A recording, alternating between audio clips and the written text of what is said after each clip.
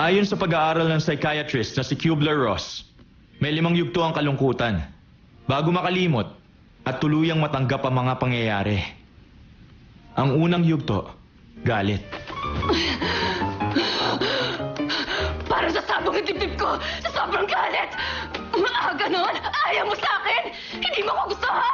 Bakit ba? Bakit ba ako? Kahit isang saglit ba, hindi mo ko nagustuhan? Ganon? Lagot ka sa akin! Gagatihan kita! Ikalawang yugto, ayaw umamin. Imposible naman. Alien ka? Napapatawa ka ba? Ano kaya yun? Pelikula?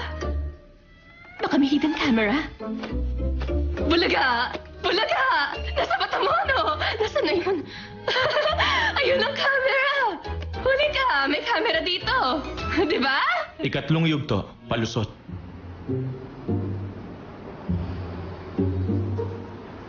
Ay, nako. Hindi naman talaga ikaw ang type ko, no? Feeling ko, puro kalokohan ang nasa isip mo. Patawa pa tungkol sa Joson. Ano yun? Para kang alien dahil sa mga joke mo. Baka sobrang talino mo, nasisiraan ka na ng bait. Ang depresyon ang pinakamahabang yugto.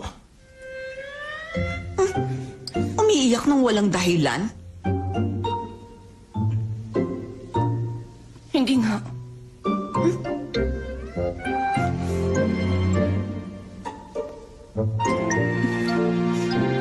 Hindi ako nade-depress. Lumuluha lang ang mga mata ko. Hindi ako umiiyak.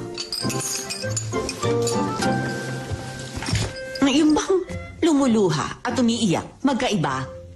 Sabi ko na baliw na yun. At ang panghuli, tanggap na ang nangyari.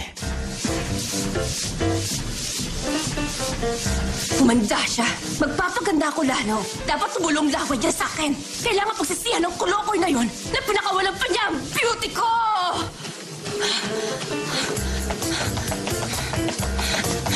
Tandaan nyo, kailangan pagdaanan ng sakit ng pagkawala ng isang tao bago makalimot. Yun ang 5 yugto ng kalungkutan. Pero sa ganung proseso, dun magkaiba ang babae at lalaki. Ang kababaihan, sinusubukan makalimot sa pamamagitan ng paghahanap ng ibang lalaki. Pinagaganda ang panlabas na anyo. Ang kalalakihan, Kumain ka na kasi. wala nga akong gana. Pinarurusahan nila ang kanilang sarili. Mas matinding lungkot ang dinaranas para makalimutan ng isang babae.